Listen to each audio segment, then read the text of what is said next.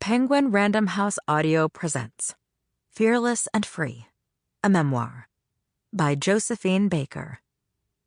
Translated from the French by Anam Zafar and Sophie Lewis. Foreword written and read by Ijoma Aluo. Read for you by Jade Wheeler with Quentin Bruno. Foreword by Ijoma Aluo. We didn't even mean to go to Paris. I had been invited to speak at a conference in Hamburg in 2021. I was excited about my talk and the opportunity to visit Germany for the first time. My partner and my teenage son were excited to go along with me. We were packed and ready. Time had been taken off from work and school when suddenly, the day before we were supposed to leave, the speaking engagement was off. We sat at home with our disappointment, our packed bags, and our newly free time, and tried to figure out what to do next. I started Googling cheap flights overseas and landed on a last-minute flight to Paris. I booked the flight for 3 people, found an affordable hotel, and that same day, we were headed to Paris for the first time in our lives. I had expected a fun 4 days of exploring a new city. We would see the Eiffel Tower. We would eat a lot of croissants and cheese. We would force the teenager to spend some quality time with us. It would be lovely. Then we would return home, and life would go back to normal. But the unexpected way we had even found ourselves in Paris should have let me know that things don't always go according to plan. First of all, the teenager refused to spend any quality time with us without acting like he was being punished. Though I guess we should have been prepared for that. Taking a teenager on vacation is a lot like trying to take a cat on vacation. But my partner and I were not prepared for just how much at home we would feel in Paris. Not at home, as in how we felt in Seattle, where our actual home is, but feeling a sense of home we had never felt in our actual hometown. We felt safe in a way we never had felt as Black people in the United States. As we walked down unfamiliar streets, there was a distinct unremarkableness to our presence that was itself remarkable. Nobody stared. Nobody crossed the street to avoid us. Our presence in a room did not seem to alter the atmosphere in any discernible way. Police walked by us like we were people and not threats. Store clerks treated us like we were customers who had likely entered their establishment to spend money, instead of inconveniences to ignore or possible thieves to actively surveil. Further, there was evidence not only that we were not targeted or unwanted, but that as Black artists, I as a writer and my partner as a musician, we were valued. And we were certainly not the first Black creatives to find a sense of safety and belonging in Paris.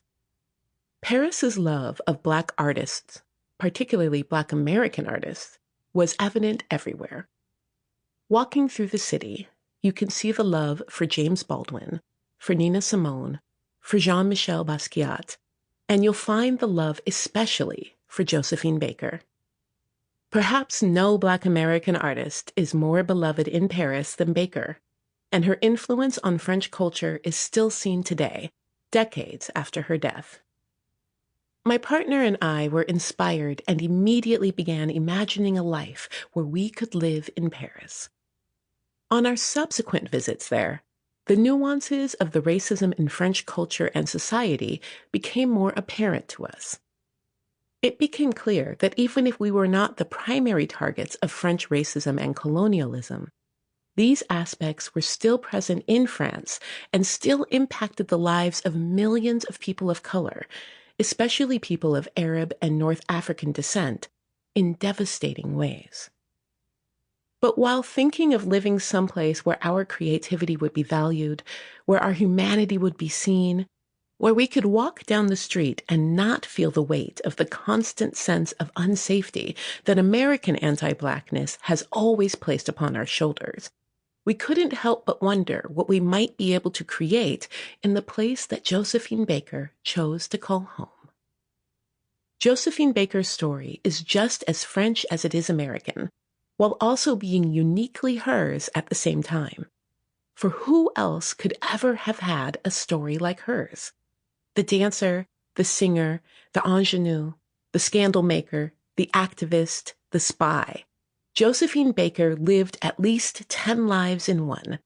And in this memoir, we get to see in her own words the indefatigable spirit that brought her through it all.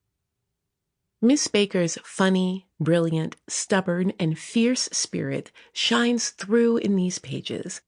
The humanity of the beloved performer is at the center of this book, and her honesty and sense of self guide her words.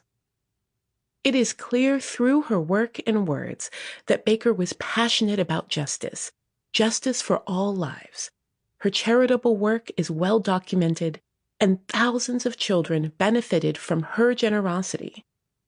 She dedicated years of her life and risked her own safety to support the Allied troops in World War II. Her home was a menagerie of animals she had rescued and adopted in her travels. Josephine Baker loved life and all that lived, and she railed against anything and anyone who sought to cause harm to others. Baker was not a politician, but she was deeply political.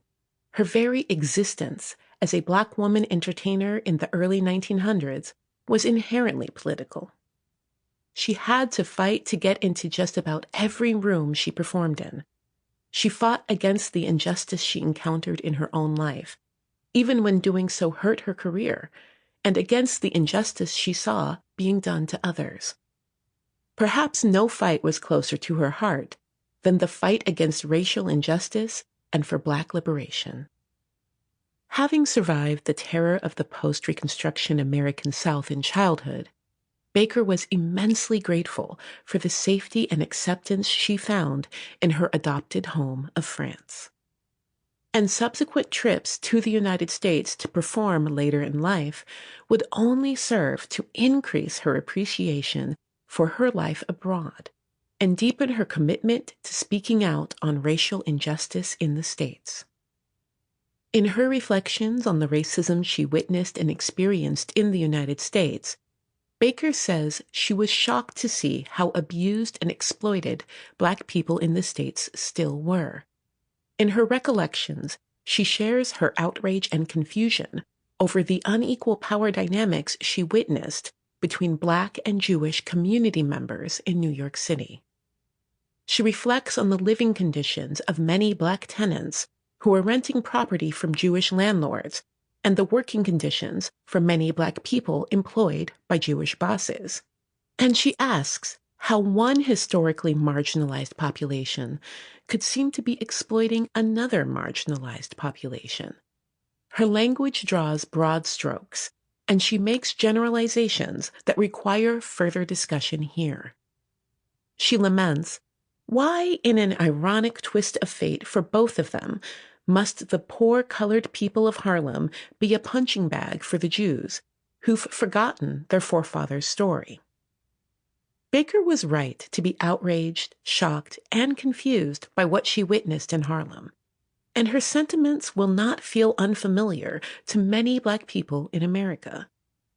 Throughout our country's history, our Black and Jewish communities have at times been pitted against each other, and at other times been united in common struggle. And so, Baker's outrage itself is not in error.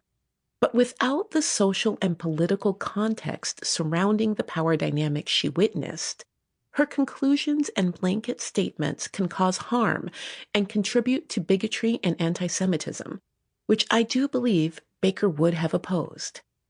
But regardless of whether my guess at Baker's intentions is correct, it is incumbent upon us to add some context for the reader to keep in mind while reading Baker's words. In its efforts to keep non-white populations subjugated, white supremacy has a lot of tools at its disposal. One of its most powerful tools is the ability to pit marginalized populations against one another. One of the most common and effective ways it does this. Sample complete. Ready to continue?